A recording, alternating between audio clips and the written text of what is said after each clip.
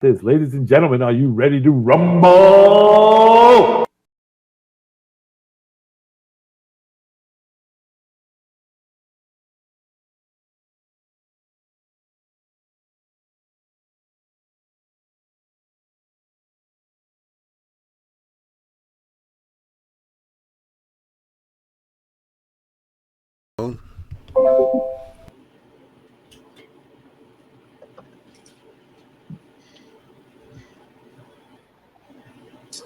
Hey, good evening, everybody, and welcome to Model Railroading Live. Once again, the #1 model railroading show in the world. And we are broadcasting live from the greatest city in the world, Staten Island, New York. And tonight we're in Joe's train room, and Joe is going to be doing some on-hands things that he loves to do. And he has a guest with him, and I'm just going to turn it over to Joe. But before I do, they're biting at the bit over there. I just wanted to give you guys a heads up to let you know that tomorrow is Thursday, the 12th of December, and we will be having Johnny's Train Talk show, where you guys can amble on down to the general store where Johnny is and pull up a chair and share your model railroading questions, concerns, or anything that is that you want to show. Bring and brag, as they would say. Bring and brag. You guys can also get on, like we are here. If you have a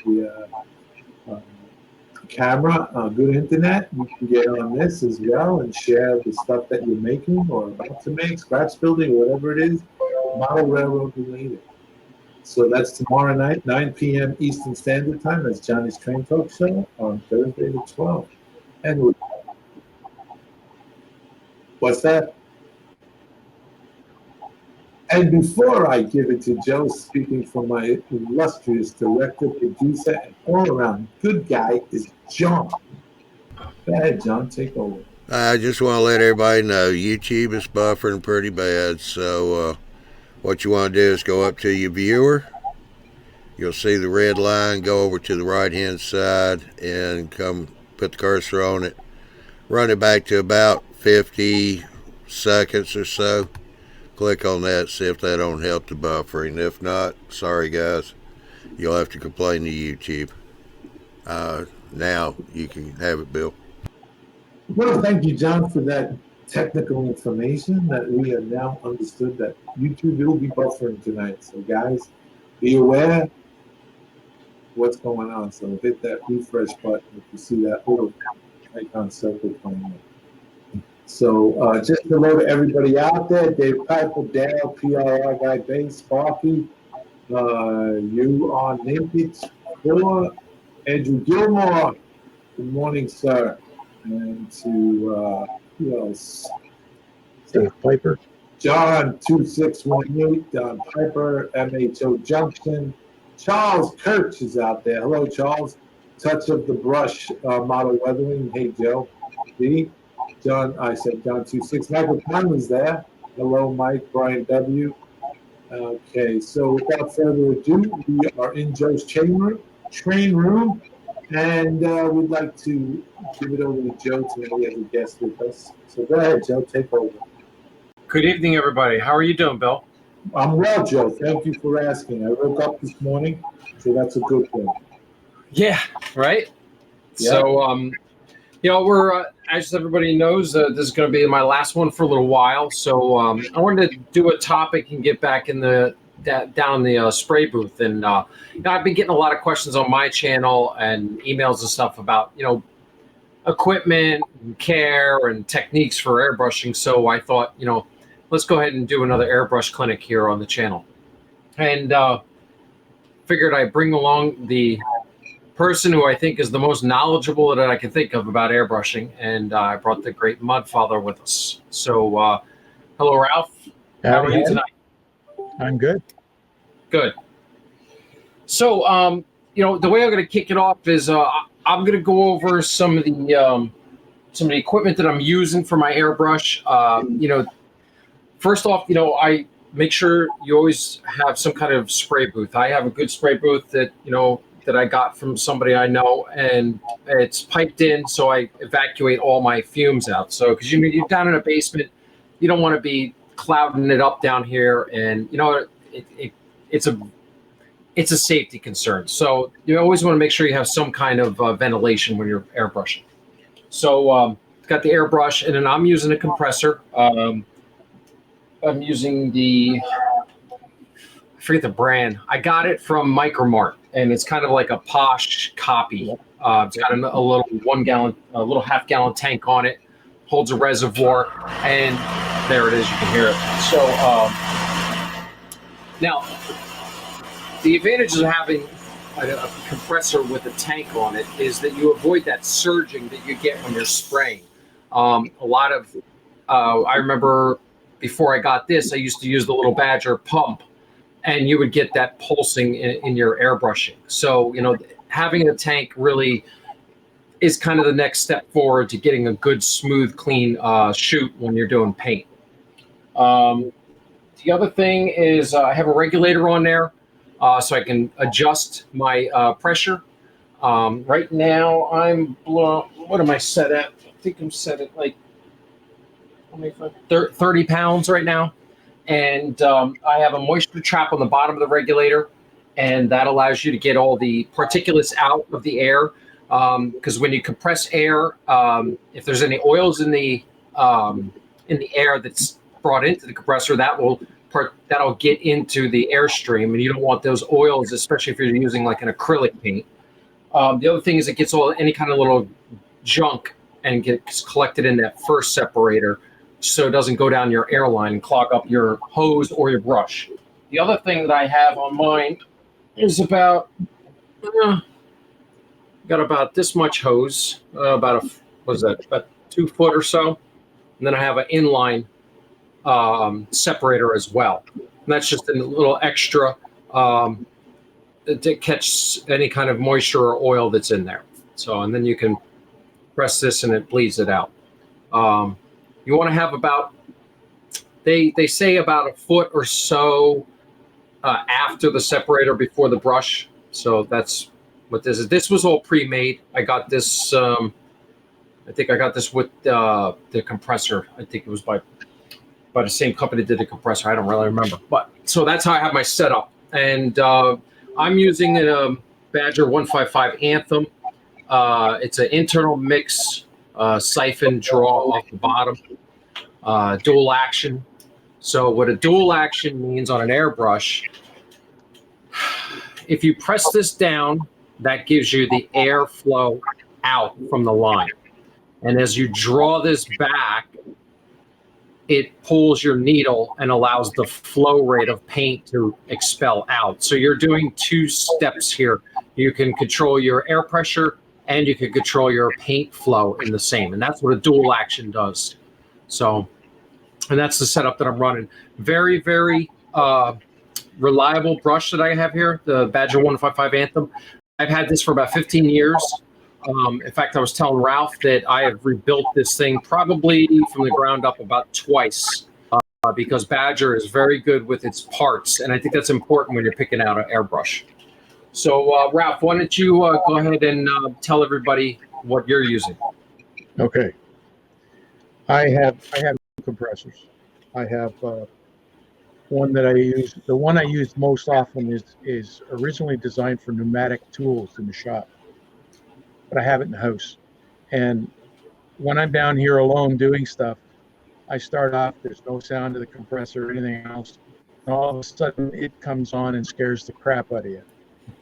Right? So your hand goes like this, anyway, so I also have a small one without the tank, but it has the regulator with the moisture trap.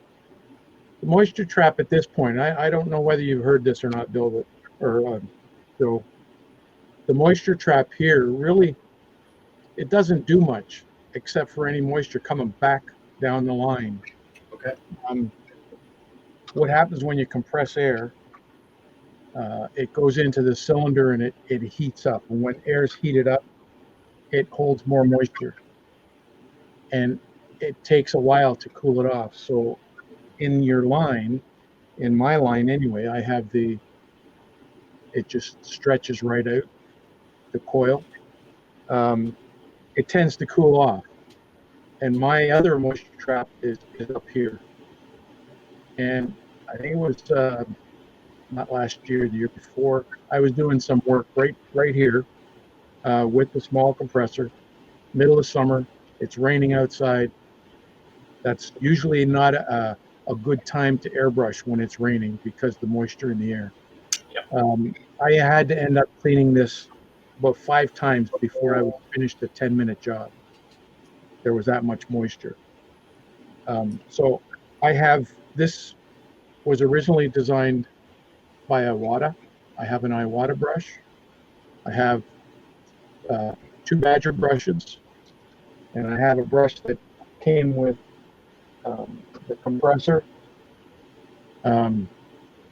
Most of the Badger, I have a good Badger and I have the Iwata. They are gravity feed. The one you have is suction. This one is suction. And my workhorse that I've had for 35 years is the Badger 350. It's also suction. This mixes the paint out in front of the brush. Whereas these ones, the one you have and the other ones I have, mixes internally, which is a good thing. This is single action. You push the button, you get paint and air. This one is a push down, pull back.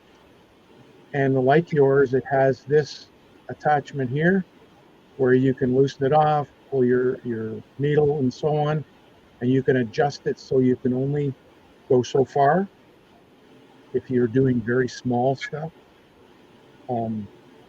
I have a removable cup on this, but it also takes a bottle. Okay. The other Badger I have, this one here, I love this thing. It's a Badger Renegade, and it has a cup and a bottle. Okay. Gotcha. So there's the brush. It's got a plastic cap on it, but you'll notice there's a little screw here.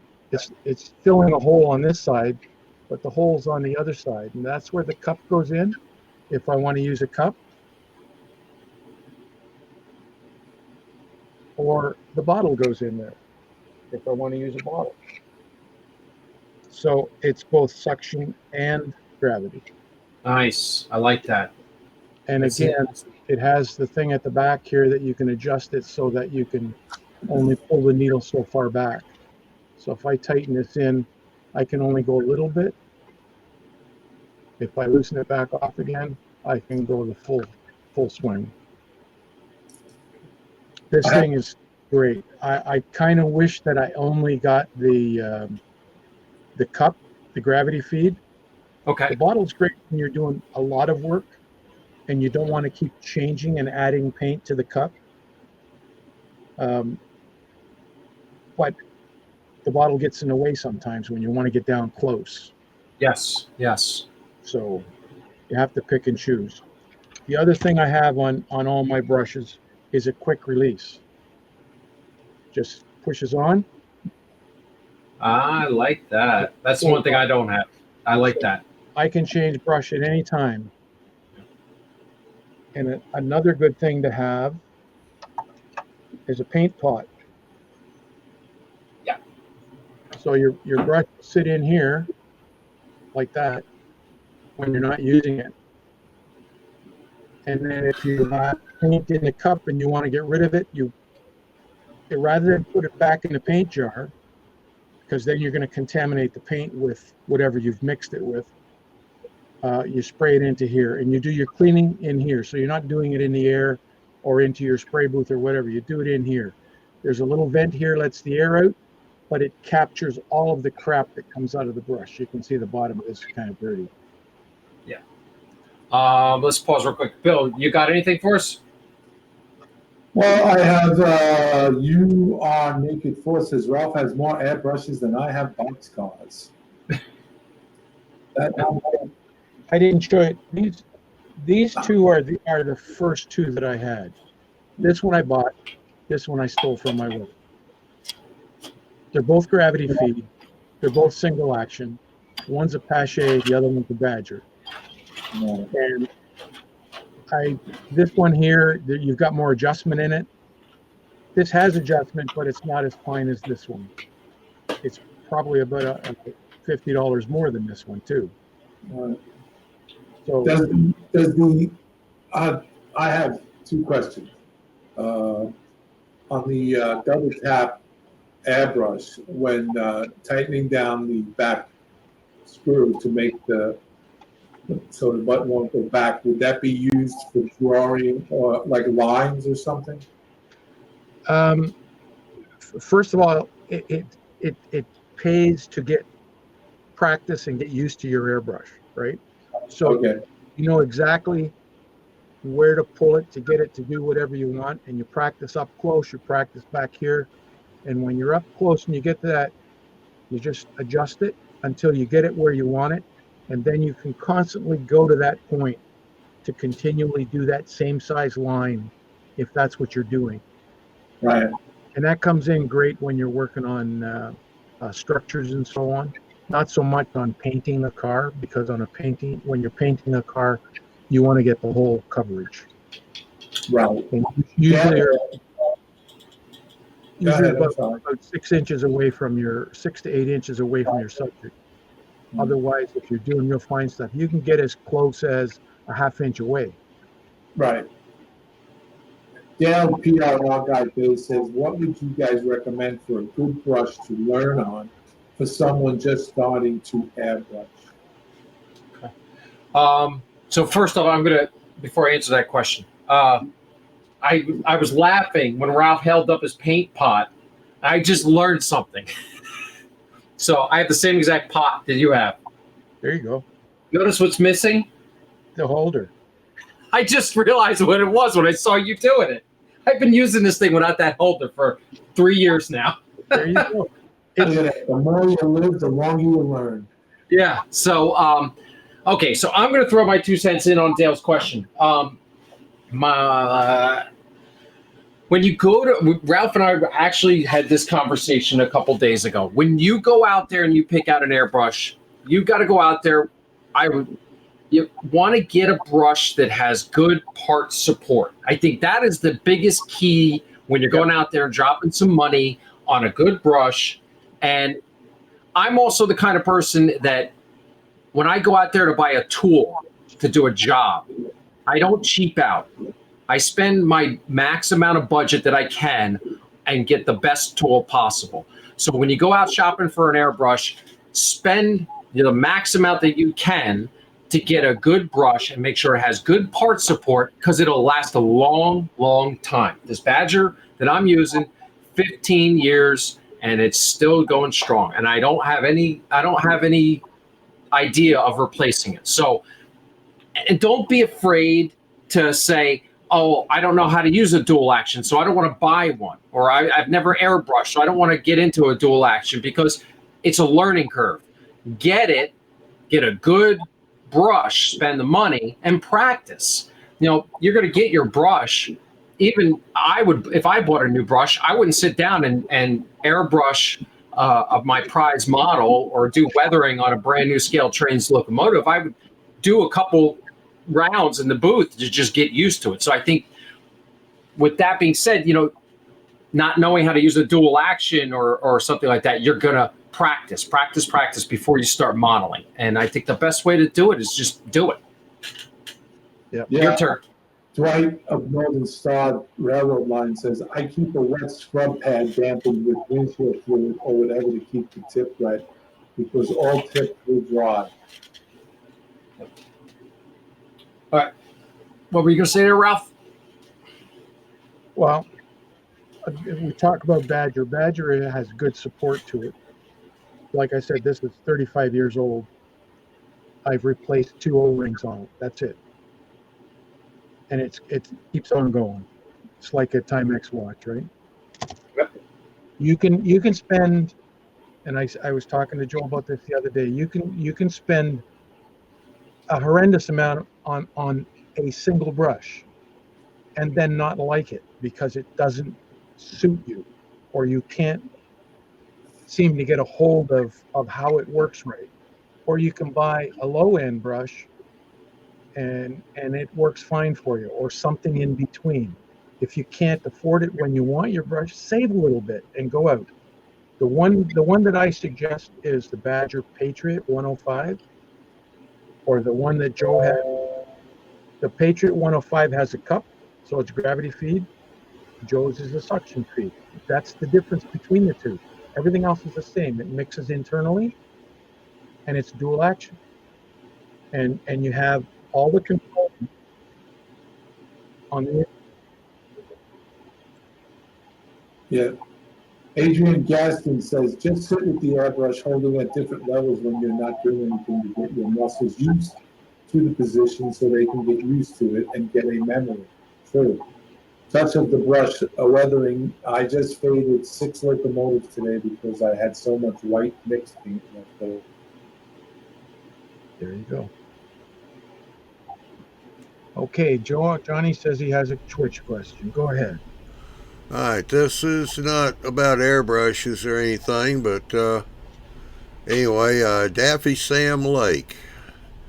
Would a DNRG MOW train from the 1940s have to be paired up with a Rio Grande locomotive? Could I pair it up with a Southern Pacific steam locomotive? What are you modeling? DR Denver Rio Grande, or are you modeling Southern Pacific? It really doesn't matter. It's your railroad. Yeah, he's still doing the DNRG. Okay, well, it doesn't matter. You can do it with either. Yeah, it's MOW. Yeah, and sometimes the maintenance away stuff gets rented out or leased out.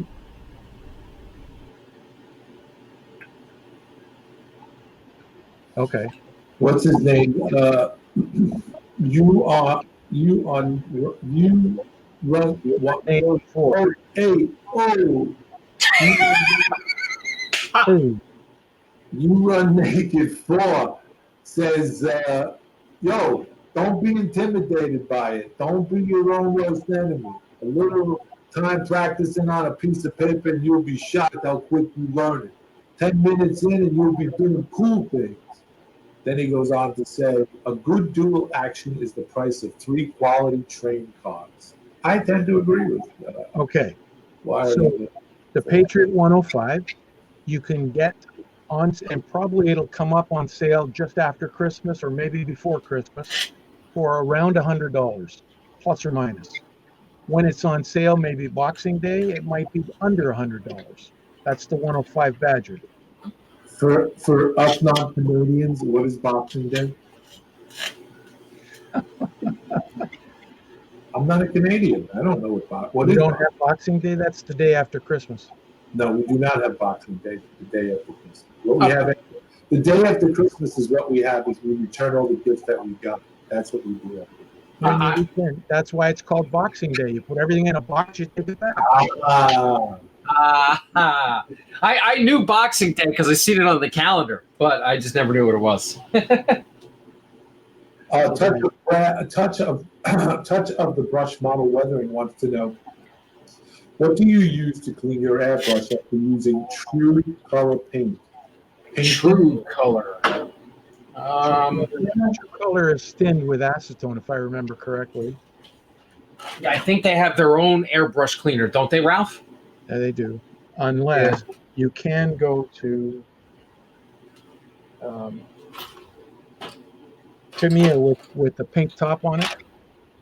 Okay. That's acetone. And that's airbrush cleaner. Could you use a regular acetone that you would buy in Walmart or CVS or Walgreens, such as to remove that? You can, but you have to be careful. If your brush is designed to work with lacquers, then yes. But if it's not designed to work with lacquers, then you have to stick with the cleaning fluid and the thinners that come with the paint. Otherwise, you'll be replacing parts like the washers and the O-rings and all that kind of stuff frequently. Right. It will wear down, it will corrode and degrade the O-rings. So the acetone the acetone that's in here is not as, the only way I can describe it to you is it's not as hot as the stuff that you would get from Home Depot or wherever. Right. It's a milder version, and it works really well. There's Cool. also lacquer thinner you can use, and I use the Tamiya lacquer thinner. Again, it's a milder version of lacquer thinner, and I do have lacquer thinner, the regular stuff.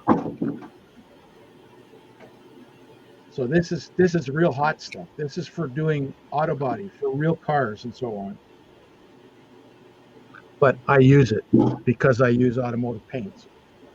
But that is for Tamiya paints, and now Tamiya and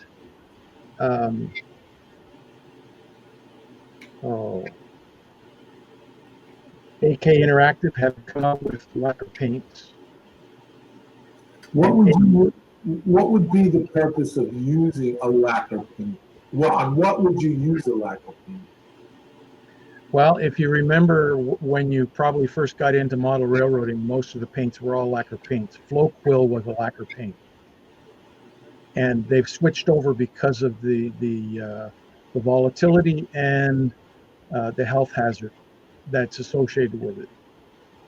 So, Yeah, in fact, Testers I think was the last. Well, no, they switched over to enamel, and now they're going out. They're dropping the line. So I always think they still make dull coat, and that's a lacquer as well. Right. I just think of lacquer as kind of just, it's an old school material. Well, lacquer is a lot hardier and it hardens pretty well.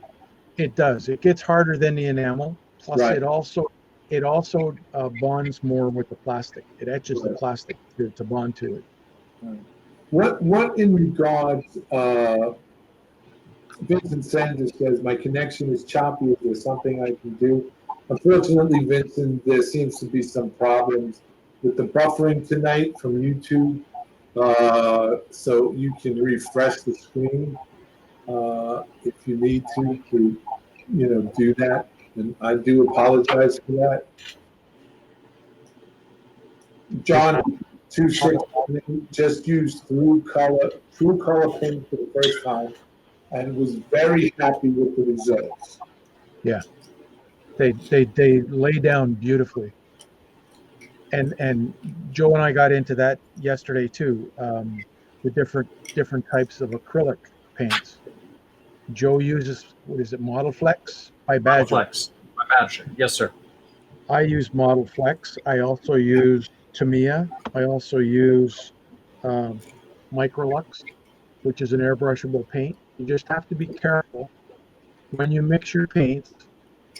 Make sure they're not thick. If they are thick, you got to thin them down. And the safest thing to do is to thin it with the thinner that is designed for the product. Yes. And thin it down to the consistency of skim milk. Skim milk, right. So don't be upset if you have to put on a second or third coat. It'll be a better paint job. So better to go light than to put it all on heavy and then go on too heavy. Gentlemen, it says here on my screen, my other screen, that we're offline.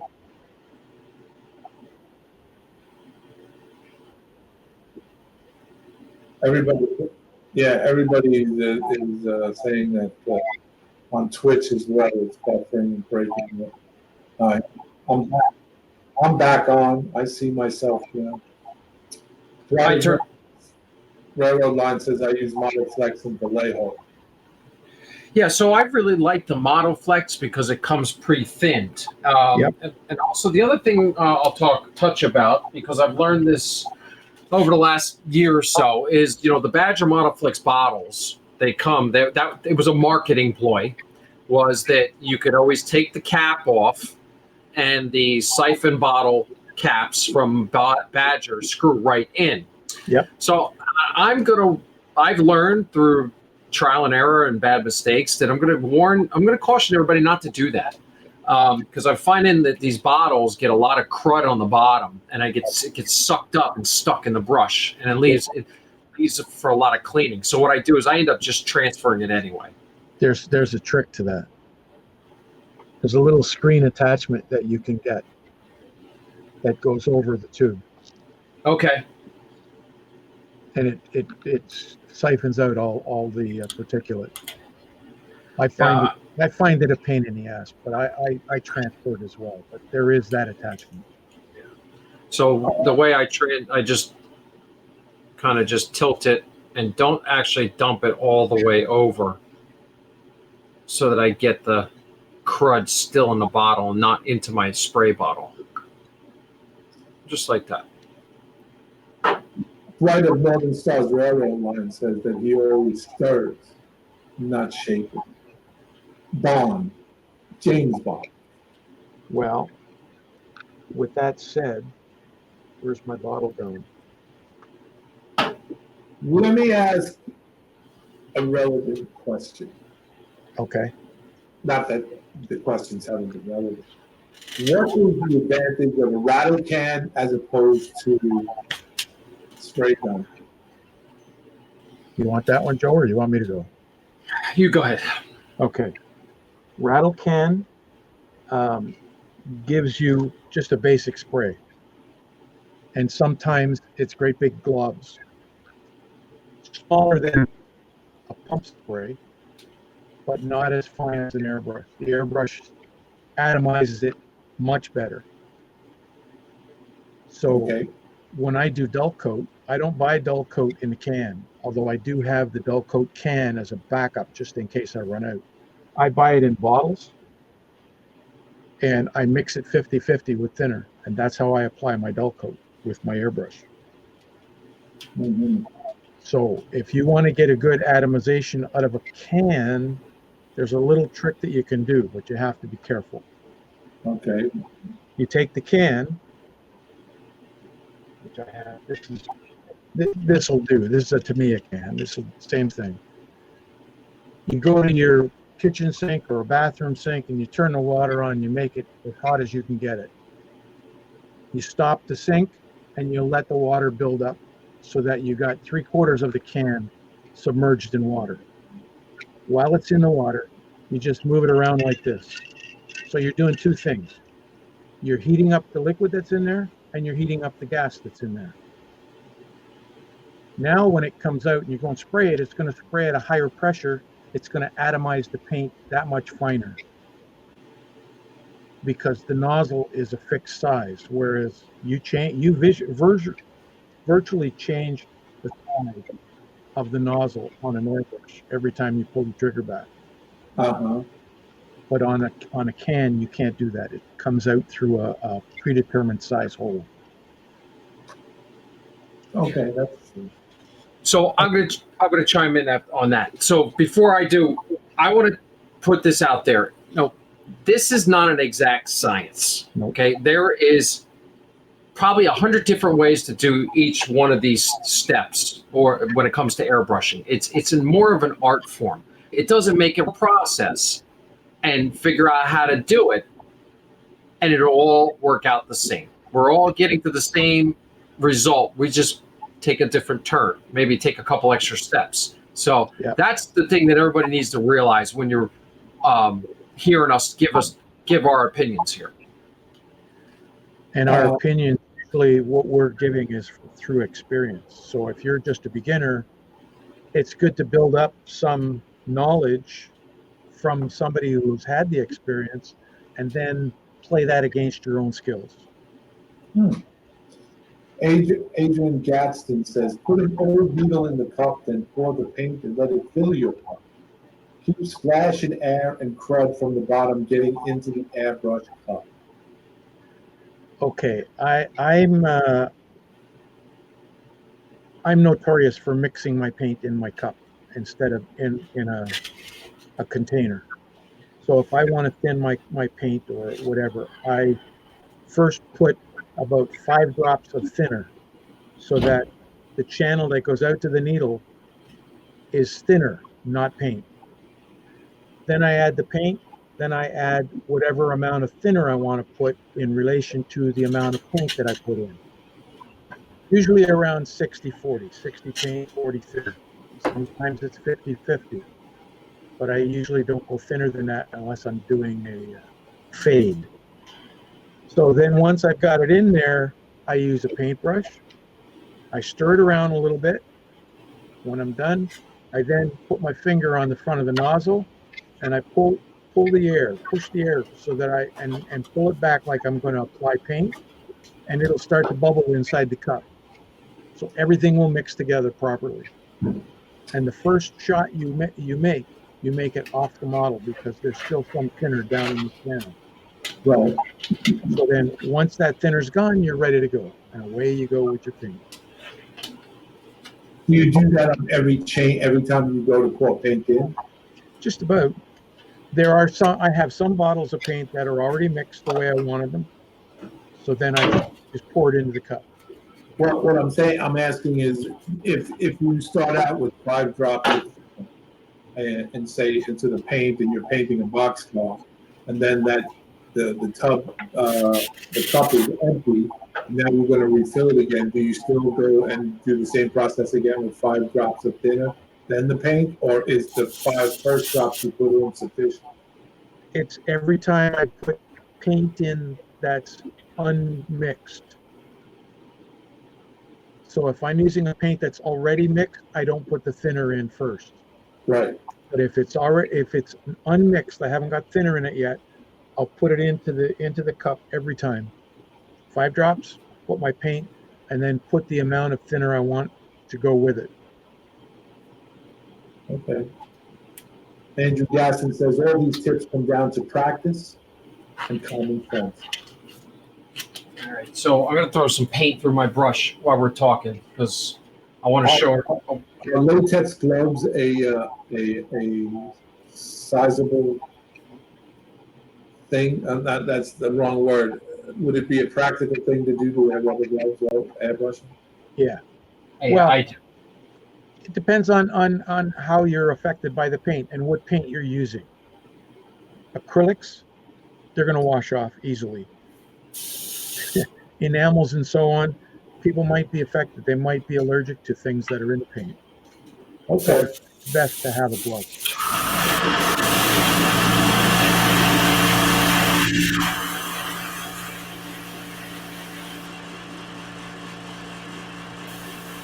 Yes, and compressors do make noise. So if you live in a small apartment, do not do it at 3 o'clock in the morning. Or if you have a newborn baby in the house, that's a no-no, because the lights will definitely knock you out.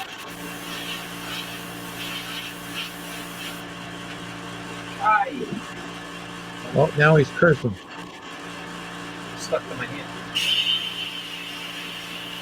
See, I use the gloves as well. These are called nitrile. For some people, latex, if they're allergic to it. So these are a special, I can't even call it rubber, but these are the type of gloves you see mechanics use because of the thick material. It stands up to me. Yeah, I just use the regular nitrile gloves. I get them from Target. They're pretty quick. They're pretty cheap. Right. As you can see, I'm just trying to hit the siding here. I'm using a Rock Island blue, and I'm just trying to get this siding. And I'll come back and do all the trim work and brick work separately.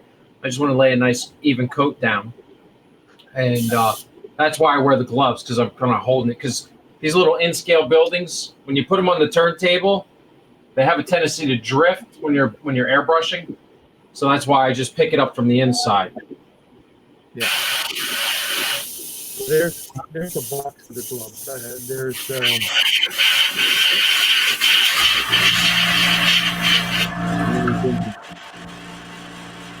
There's 100 pair of gloves in here. I paid $10 for it.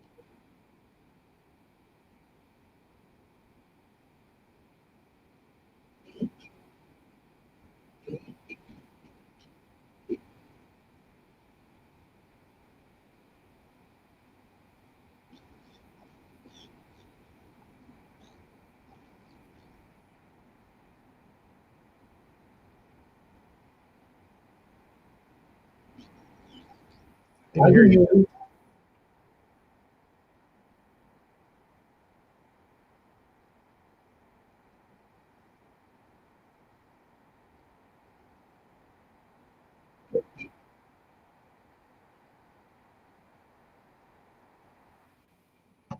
Well, John at 2618 says, I found a really quiet compressor.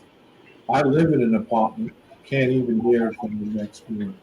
Right. And the small one I have is like that, and it shuts off when the pressure reaches a certain amount. So it's never really on constantly. But you could be talking and you don't have to yell. Let me, in regards to paint, could one, if there was a color that you wanted, could one take, because nail polish, women's nail polish has a host of colors. Could Yep. those be thinned down and used? Desired colors that you wanted? They can be. The problem with them is they're a lacquer enamel.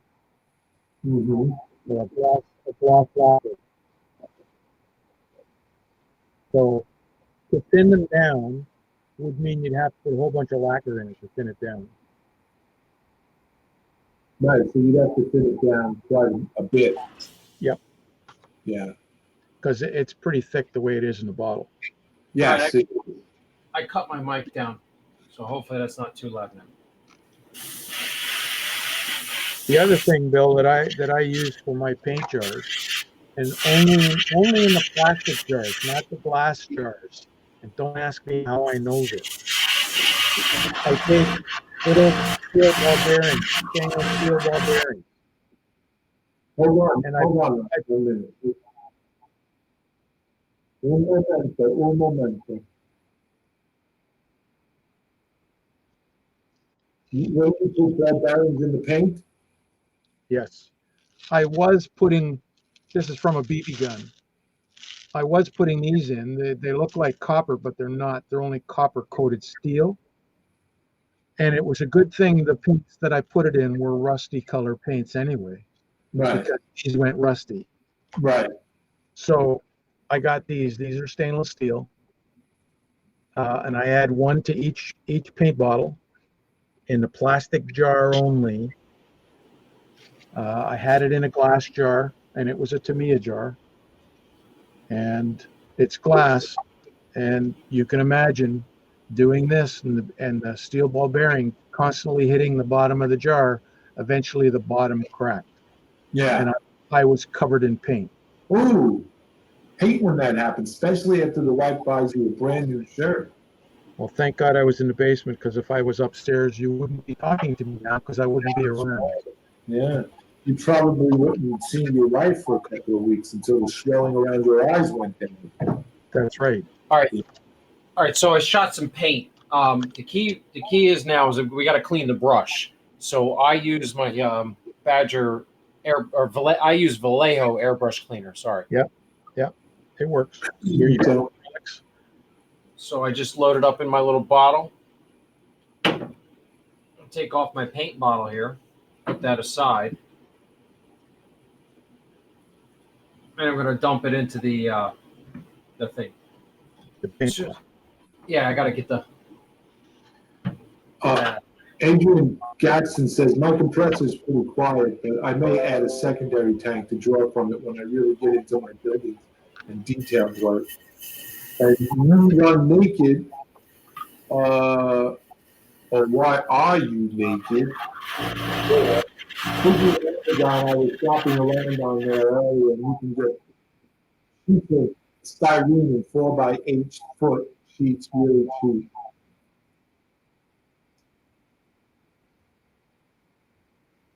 You may, and Adrian Gaston says you may be able to find those sheets from a local supplier. I used to buy them from a plastic forming and vacuum forming company.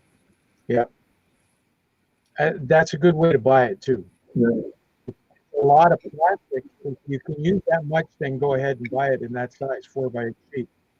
That's 4 feet by 8 feet. Otherwise, you buy the evergreen that's already prepackaged and pay 3-4 times more than what you pay if you bought the 4x8 sheet.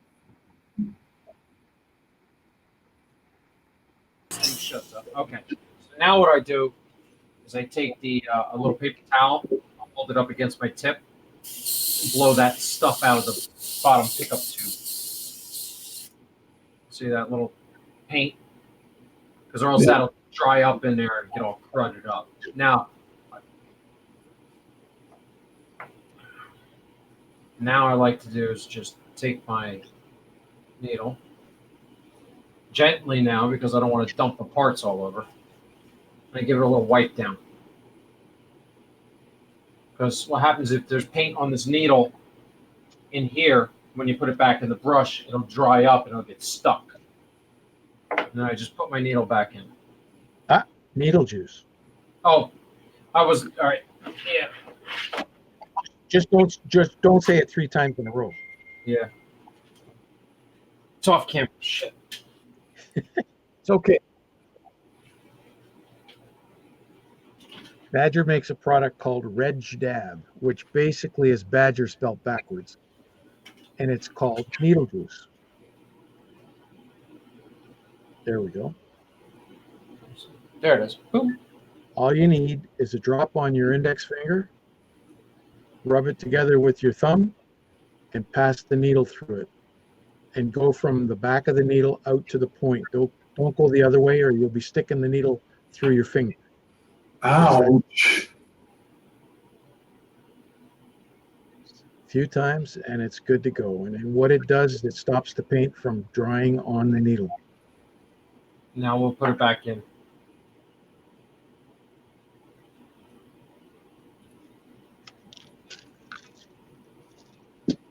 That's it. That's quick and easy. That's how it's all good to go. Now, once in a while, I'll take the whole thing apart, scrub it, because you do get paint residue over time. As much as you try to clean it, a lot of times you'll run into there be paint still up in the pickup, and you can't get the bottle on, so you got to kind of scrub it. And that's it. Q-tips are great for cleaning in there. The other thing I use is a pipe cleaner. You can get from Michael's a really fine pipe cleaner, and it will actually go down the same channel the needle does. You take the tip off so you can pass it right through. And I use either lacquer thinner or the acetone and just back and forth a few times because it sticks to the fuzz on the pipe cleaner, and it cleans the channel. Ralph, have you ever seen these? I use these. They're from Posh. The brushes. Yeah, these little doodads. The thing you have to be careful with those is the point. They're made out of a stainless steel wire that's twisted. Right. And if it doesn't fit properly or you put it down the wrong way, it's scratching the inside of your. So you just have to be careful with them. They do work. Yeah, what I generally do is I start small and work if I need a little more, then I'll go to the next size, but I don't automatically jump to the big giant one because you could feel it going in there that it's just it doesn't feel right, and you're just like, I don't want to damage the brush, so sorry. John, this one in says 3 tip guys. I need to pick up some of that stuff. Yeah, I ever since I started using this stuff, it makes the maintenance that much easier when you're getting ready to, or when you're done for the night. It makes it so much easier to clean up. And then this here is also really important for me. Is I dump this paint into this pot because you don't want to overwhelm this filter back here. A lot of people will have a tendency to just clean the brush out onto the filter. You're dirtying up your filter and you're wasting it. Mm-hmm. So that's what the pot's for.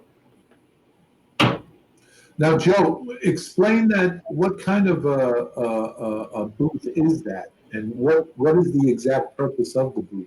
Okay, so the booth was designed from the Model Railroad Workshop series. I can't remember who the author was. They designed it.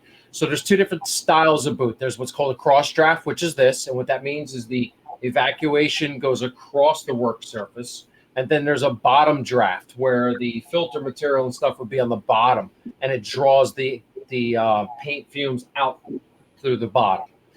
So Model Railroad designed this and as a cross draft.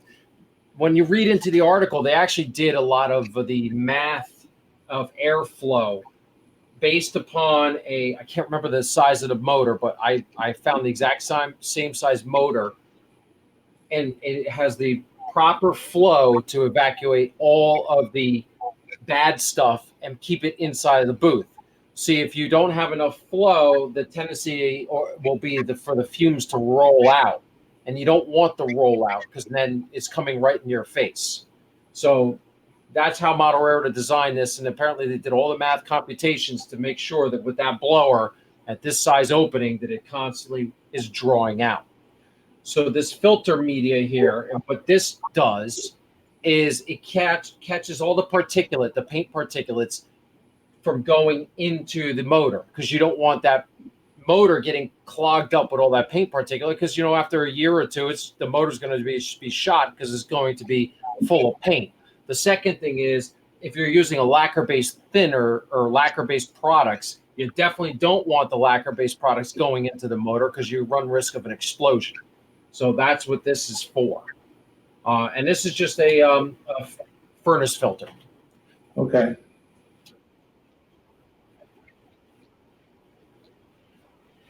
Yeah. So what I did a lot of research for this booth when you gave it to me, Bill, was different styles of blowers. And what I found, the research that I did said that a centrifugal blower is more optimal for what we're using because it keeps the paint particulate in the airflow away from the armature of the motor. So a lot of people use those bathroom fart fans, exhaust fans. The problem with those is the motor is in the airstream. So your paint particulate, if it passes through your filter media, will get stuck in the armature. And if you're using a lacquer or a flammable paint material, you run the risk of an explosion or fire. Yes. So I thought the centrifugal blower was the safest way to go. Yeah.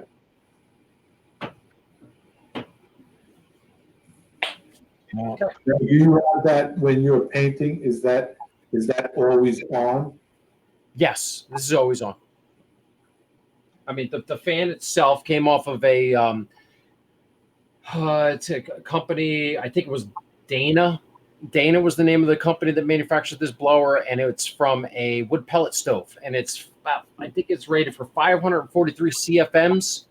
And that's I could have went to like a 700 CFM blower, but the problem was then you run the risk. It would have sucked your furnace filter right through. Yeah, it was too much suction, and it was the amperage rating. They recommended those blowers, the 700 CFM blowers, be used on a 20 amp circuit, and this down here is the 15 amp circuit. So I didn't want to keep popping the breaker. Right. Yeah, but see, on my paint booth, I got those 4-foot fan blades on it with the motor off to the side, and I just put a variable speed. Oh, okay, gotcha. So, I'm a couple of 100,000 CFM, but it seems to work pretty good. Hey, it works. So that's the paint, and I showed you briefly cleanup. Ralph, did you want to add anything to that? Yeah, I have a few other things. Like I also use the Vallejo airbrush thinner and cleaner. So for all of the Vallejo paints, the Microlox paints, which are made by Vallejo, actually they're both Vallejo. It's called Acrylicos Vallejo, made in Spain. It's best to use the product thinner, except when you come to Tamiya paints. Tamiya paints, I use isopropyl alcohol. And the reason I use isopropyl alcohol is because when I'm doing my weathering, I'm trying to work as quick as possible. I can't wait for paint to dry. I know that if I use, this is 99% alcohol, it will dry almost instantly. Tamiya paints were originally designed to be a lacquer paint. because of our environmental controls in North America, they decided to send them over as an acrylic. Same product, just without the lacquer thinner in it. So they'll mix with this thinner, the Vallejo thinner. They'll mix with alcohol. They mix with lacquer thinner. They also mix with that brush cleaner, the acetone. And they spray beautifully because they were originally meant to be a lacquer paint. So when I'm doing my cleaning, I start off with a little bit of thinner, and I spray it into the bottle, clean it out as best I can. Then I will add a little bit of alcohol, and my final cleanup I do with a shot of Windex. And this is the original Windex, not the new stuff with all the new formula. This is the original one. This works really well. And that's what I finish off with when I'm cleaning. Andrew Crawford says, unfortunately, Johnny has offset his house from the foundation, but thankfully no witches were injured in the making of his spray booth. So, it's off. That's the exhaust fan. I can turn it off. How's that?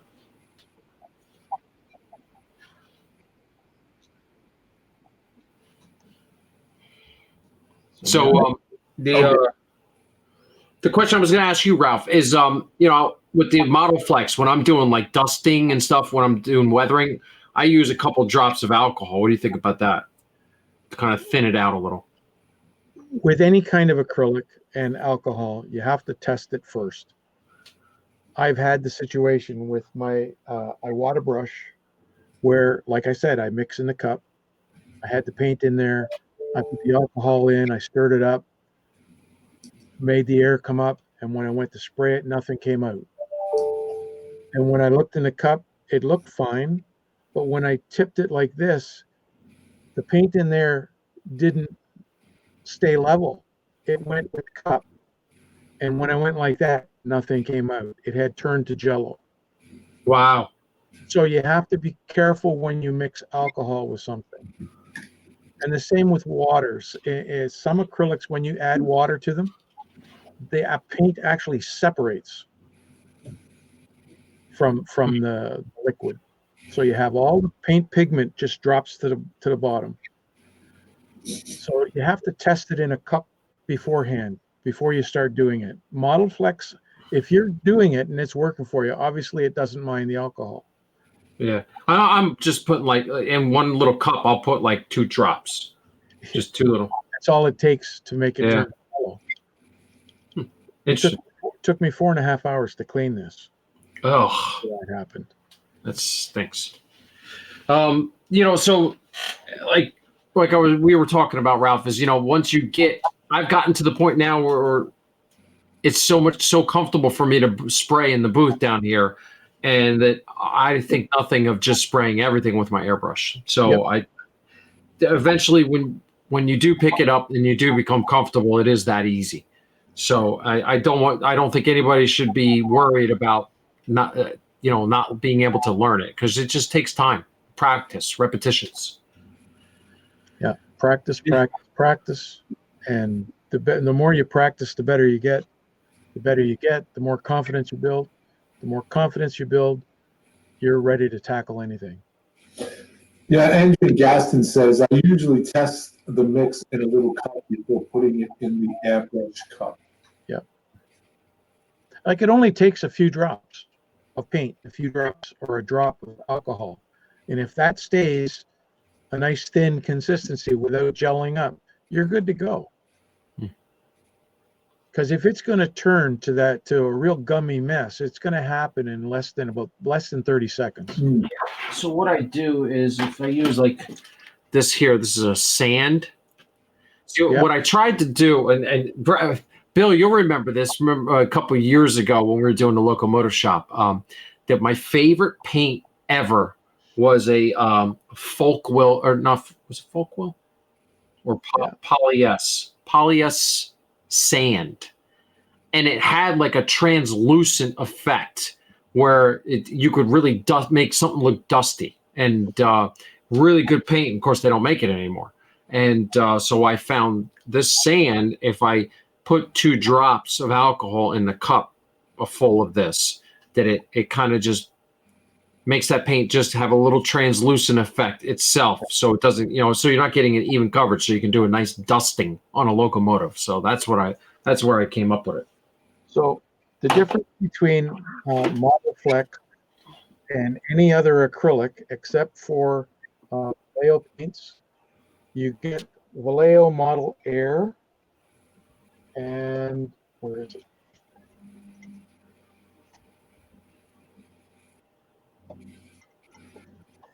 There's your regular Vallejo, and it comes under a different name. It's called Panzer Colors.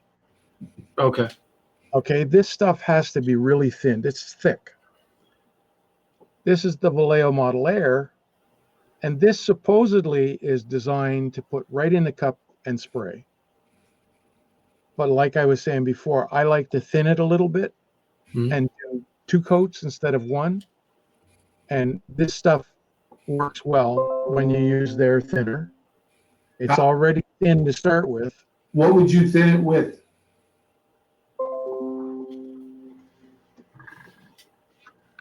Oh, okay. You can use this thinner. You can use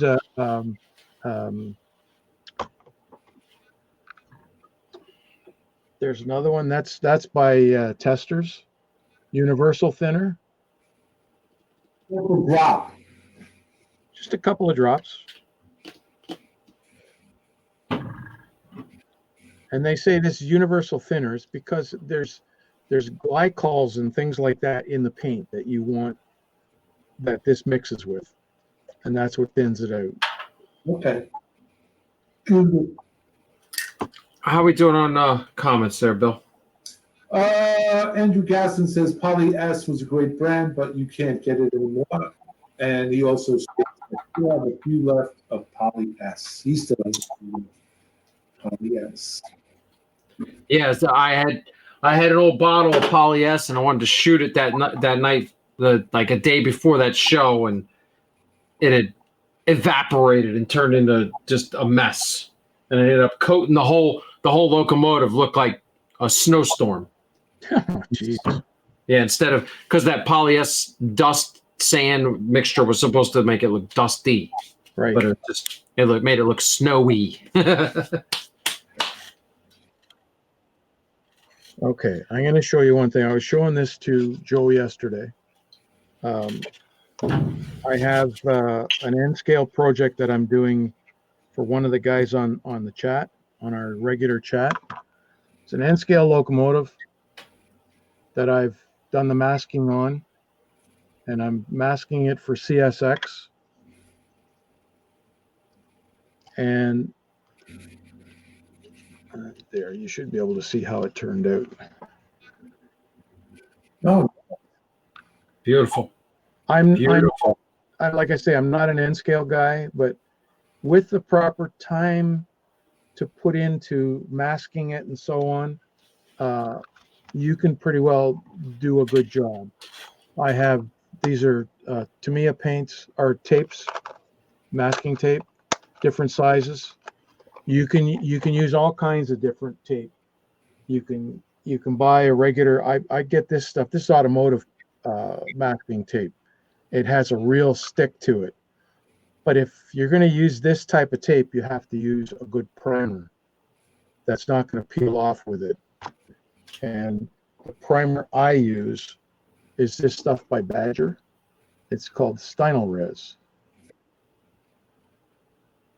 And it comes in a 8 or 10, maybe even more different colors. I have gray, black, and white. And it's great stuff. It's a little bit thicker than normal. You don't have to thin it. You just up the pressure on your brush by about 5 pounds. And that's actually what the gray is that's on here. It's the primer. Okay. Adrian Gaston says that he uses it daily. The other tape you can get is a product called Frog Tape. And Frog Tape comes in two types. Comes in a green and it comes in a yellow. Well, the yellow, I found this to be almost identical to the Tamiya tape. It's sort of semi-low tack. It's not really heavy tack, but when you put it on, and the way this is designed to work, it's designed to work with house latex paints, which have a water base. Acrylics have a water base. So if you want to ensure a crisp line, just take a paintbrush after you've done your masking and you've burnished down the edge that's going where the paint's going to go. You come back with a brush that's damp with water and just brush it over the masking tape. And the formulation in the glue actually seals off the joint and it stops that bleed through. Yeah, so I think the whole thing, message is, prep work is the big thing. You do a good surface prep. Take your time. Take your time, and the end result is beautiful, like that paint job you got there, Ralph. No matter what scale it is. I have to say that similar. Before I worked for the city of New York, I was an interior painter, and prep work is key to everything. Once you open the can of paint or unscrew the pan, in this situation, it's done. It's finished. Job's coming to the end. It's the prep work. It's all the preparation that you need to do to get it to where you want it to be. Once the can is open, the bottle's open, it's poured, and you're ready to spray. Literally, the job is practically over. So it's paying attention to the detail, Andrew Crawford says, no, Ralph is not an N scale guy. Surely 1-to-1. Although I think, being honest, I'm probably a little more like 1-to-1, a little overscale these days. Yeah. Yeah. So I guess in closing, the thing is that there is so much information on this. We're just like grazing the surface. We could go on for another hour talking about surface prep and different techniques for spraying and playing with your pressure ranges and how you can vary the paint pattern just by doing that. So I hope everybody out there, I wanted to get you the basics, get you thinking about it, maybe get you to get a brush and try it if you haven't done so. And, Ralph is a wealth of knowledge. I thought having him on here was very important to, give everybody a little bit extra than what I can give them. If you do get your brush and you start running into problems, this is one of those, I'm not really promoting my webpage, my Facebook page, but I am. Weathering a Touch of Yesterday. There's 2 videos on there. One is buying a brush. The one guy, his wife went out and bought him a brand new, I even forget what it was. It was a $300, $400, $500 brush, and he hardly ever uses it. He goes to the Patriot 105, his Iwata, all in around the $100, $150 range, because you can do so much with them. You can do it with all of them if you really get down to it. What is your YouTube channel? What is that? It's not YouTube, Facebook. Oh, Facebook. Weathering A Touch of Yesterday. A Touch of Yesterday on the Facebook page. And the other video is problems that you will come up or face when you start airbrushing. One of them is called spidering. The other one is the paint is spitting out. It explains how to get rid of all of those problems. And just something to have in your toolbox is something like that to help you diagnose where you're having problems, because it's not always the nut behind the wheel. Yeah. Andrew Gasson says, yes, you guys are just scratching the surface. He says, I know famous airbrush people in the automotive world that are pure artists. They know for sure. Andrew Crawford says, yep, a lot of stuff around airbrushing with good content for my fellas. But for me, I'm not very artistic by nature, but I love my airbrush. Easily my favorite modeling tool I've bought so far. Yep. The LPRR guy, Bay says definitely getting me one as soon as I can really want to get excuse me. I'm sorry, Dale. He says I definitely will be getting me one as soon as I can really get into it. I know that I can really get into it. Dwight of Northern Star Railroad Lines, a fellow gave gave me an old airbrush, a used airbrush for the sides of silos and buildings. There you go. So, One of the guys that's on our regular chat, Robert, and you guys have seen him online with us, Robert Holloman. He bought an airbrush when we were at Springfield, Bill. And it wasn't until this summer, so that's a year and a half, he hasn't touched the airbrush since he bought it. So we talked him into it. And you don't have to practice with paint. You can take cardboard or newsprint pad or whatever and practice with water in the brush. yeah. And you can practice the width of your spray, your motions with your arm, steadying with the other hand to do real fine straight lines, that sort of thing. That's where you get into your comfort zone, is once you get those things mastered, the constant circles, doing circles like this. It's all the things that they used to teach you when you used to do handwriting that they don't teach anymore, right? The cursive writing, Right. they don't teach that anymore. So all of that stuff, staying within the lines and doing the circles and then going the other way, on a different slant, doing dots, small to large or large to small. It's all in the fingertip. Practice. Man, I'm sorry, gentlemen. Andrew Gibson says, good show, very informative and interesting. Thank you, guys. With that, find us if you have more questions. What's that? They know where to find us if they have more questions. Absolutely. And that being said, you can stop in on Johnny's Train Talk Show tomorrow night at 9 p.m. Eastern Standard Time on December 12th, where you can mosey on down to the general store with John and the crew. If you have a webcam, you can come on like what we're doing right here.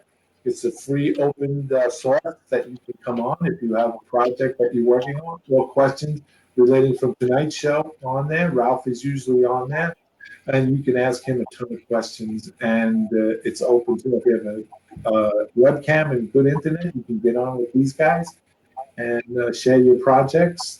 Bring and brag if you have something you want to show. I want to thank you, gentlemen, for Joe's Train Room. Joe, thank you very much. We know that you are taking a bit of a leave here, and first and foremost, congratulations on the good one. Thank you. A healthy and happy one. And Ralph, thank you so very, very much for being a part of this. It's great to have you and always see you and get your expert opinion on things. Thank you so much for being a part of this. Sometime in January, I would assume we're going to start off with workbench to mainline again. Yes, sir. We are. We're going to be heading into that. And we have a few other things up our sleeves that we're going to be doing. And on the 18th, Joe, you have something you want to say? Yeah, I just wanted to say thank you, everybody out there, for all the support and watching the Joe's Train Room. I enjoyed doing it. I loved it. It was a lot of fun. Thank you guys for the opportunity, and I'll be back soon. Well, good. Yeah. And thank you for letting us be part of it. Yeah, absolutely. On the 18th of next Wednesday, yours truly, who's Big Bill talking to, we'll be talking to Mike Dettinger and Barry Roger. They'll be heading up to Amherst to do the show. They'll be doing the clinic on Thursday and Friday up there into the weekend at the Sheridan, I believe. They'll be heading in up that show with the classes, and we'll be talking to them in regards to that is coming along. So that will be next Wednesday on the 18th of December, and we'll have Mike Dettinger again and Barry Roger. And tomorrow night again, Johnny's Train Talk Show at 9 p.m. Eastern. come in and join him and stuff like that. So again, gentlemen, thank you very much. Take care. God bless, and we'll see you guys on the radio. Absolutely.